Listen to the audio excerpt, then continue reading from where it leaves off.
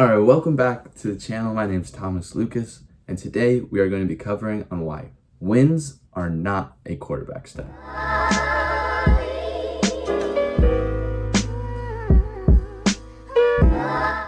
When you turn on ESPN and you're flicking through the channels, you're watching First Take or really any show of NFL analysts trying to analyze quarterbacks in the quarterback game, one of the first things that they mention is wins and team success or Super Bowl wins.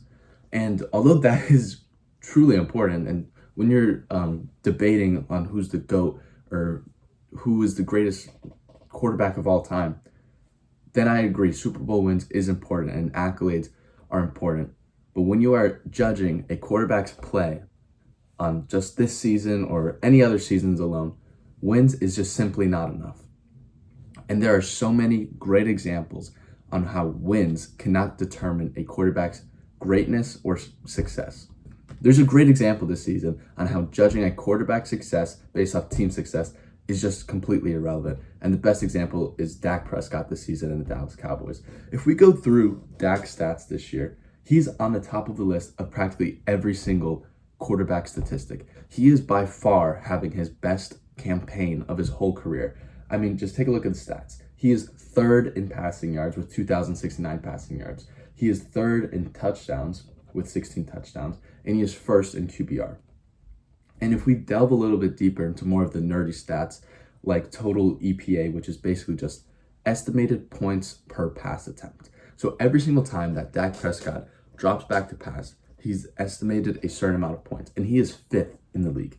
The only guys above him are Patrick Mahomes, Daniel Jones, Jordan Love, and Drake May. All four of those guys are having really good years. But let's take a look at the records of those guys. Patrick Mahomes, they have a winning record. They're 5-3. Daniel Jones and Indianapolis Colts, they're 7-1. Jordan Love and the Green Bay Packers, they're 5-1-1, I believe. And Drake May and the New England Patriots, they're 6-2. But Dak Prescott and the Dallas Cowboys, they're 3-4-1. And why is that? They have the worst defense in the league, and it's really not particularly close. They are last in yards allowed per game. They give up 401 yards per game. They are dead last in passing yards given up a game. They give up 260.3 passing yards per game. And they are 30th in run defense. They give up 141.3 rushing yards per game. This is by far the worst unit in the NFL, and it's one of the reasons why the Dallas Cowboys have a losing record. Dak Prescott having 3 wins, if anything, it's a sentiment. It's a huge statement that the Cowboys have 3 wins because of how good he is playing. But we cannot just judge wins based off of one player performance. There are 52 other guys on a team. There are several other coaches. There's so many other factors that go into team success rather than quarterback success. And the argument's pretty clear. Wins is not a quarterback stat, it's a team stat. And if we go even deeper, there is 10 active quarterbacks who have made the Super Bowl in the NFL. Patrick Mahomes, Joe Burrow, Jared Goff, Brock Purdy, Jimmy Garoppolo, Matthew Stafford, Russell Wilson, Aaron Rodgers, Joe Flacco, and Jalen Hurts. What's one thing that they had in common? They all had great defenses the year they went to the Super Bowl. Patrick Mahomes has consistently had a top 10, top 15 defense. Joe Burrow, the year they went to the Super Bowl, they had a top 10 defense. Jared Goff and the Rams, when they went to the Super Bowl in 2018, they had the second best defense in the league. Brock Purdy and Jimmy Garoppolo for the 49ers, they had the best defense in the league. Matthew Stafford and the Rams had the best defense in the playoffs that year.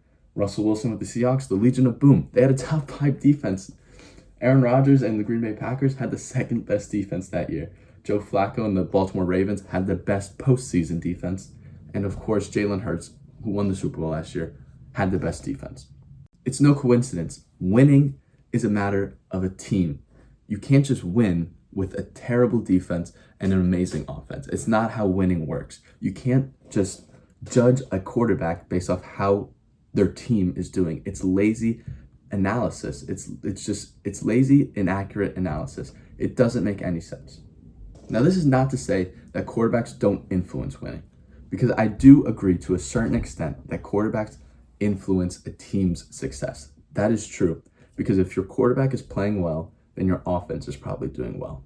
However, there are 52 other guys on the team There are several other coaches, and there's so many other people on the rosters. There's so many other factors that go into winning that it cannot just be fully blamed on the quarterback. Right now, we see Dak Prescott is showing the football world that elite quarterback play does not equate to wins. So, to put it in simple, winning is not a quarterback stat. It is a team stat. And if you evaluate a quarterback just purely based on wins, you are missing half of the story. Thank you for watching, and please like, comment, and subscribe, and maybe drop a comment in the follows. Is there any quarterbacks that you think are being undervalued this year because of their team success? Again, thanks for watching. See you next time.